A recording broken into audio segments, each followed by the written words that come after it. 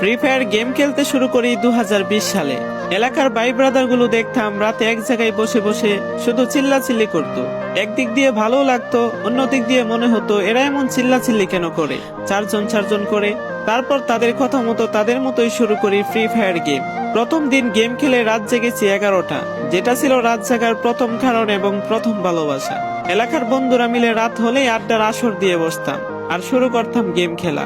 সবাই তখন গেম খেলা নতুন শুরু করি, এত এত পরিমাণ আনন্দ ছিল গেমটিতে যে বলে বোঝানো সম্ভব না।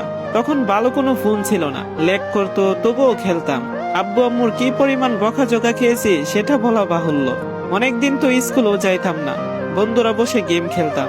কিছু টাকা জমিয়ে কয়েক মাস পর একটা লেভেল আপ পাচ্ছিল না, 200 টাকায় বোধহয় 800 ডায়মন্ড পাওয়া যাইতো।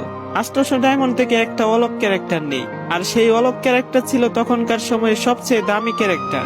তখনকার দামি প্লেয়ার মনে হতো নিজেকে। আবার গেমের ভিতর অনেকের সাথে বন্ধুত্ব পর্যন্ত হয়ে গিয়েছিল। গেমের ভিতরে বন্ধুত্ব হলো বাস্তব ছিল বন্ধুগুলো। তখন ফ্রি ফায়ারে ডো পার্টনার সিস্টেম ছিল না, তাই কোনো মেয়েও গেমে ছিল না। তারপর যখনই মেয়েরা গেমটা খেলা শুরু করে তখনই আস্তে আস্তে গেমের আনন্দ নষ্ট হয়ে যায়।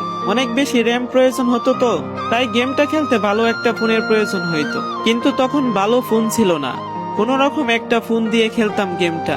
ভাবতাম একটা ভালো ফোন হইলে গেমটা আরো সুন্দর করে খেলতে পারতাম, ল্যাগ করতো না ইত্যাদি। কত আনন্দই না ছিল তখন। প্রতি সপ্তাহে শুক্রবারে বসে গিল্ডের গ্লোরি ফুল করতাম একটা কাস্টমের জন্য। পরের দিন সবাই মিলে আনন্দ নিয়ে একটা একটা করে কাস্টম খেলতাম।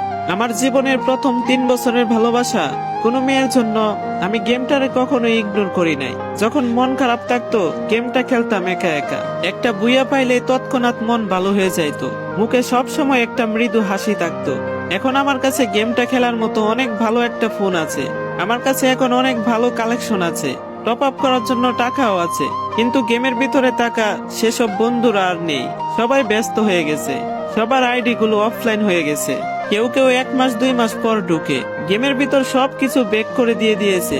এখন যার বেশি টাকা সেই বেশি প্রো, এখন কারো স্কিল দেখা হয় না। ফ্রি ফায়ারে সব ফালতু ইউটিউবারে ভরে গেছে। এইসব ওয়ার্ল্ড ইউটিউবার গুলা ফ্রি ফায়ার খেলা ছেড়ে দিয়েছে।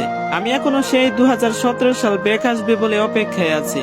এই পুরো ভিডিওটি স্কিপ করতে আপনার ইচ্ছে করছে না, কোনো এক কারণে আপনাকে ভিডিওটা দেখতে বাধ্য করে রেখেছে।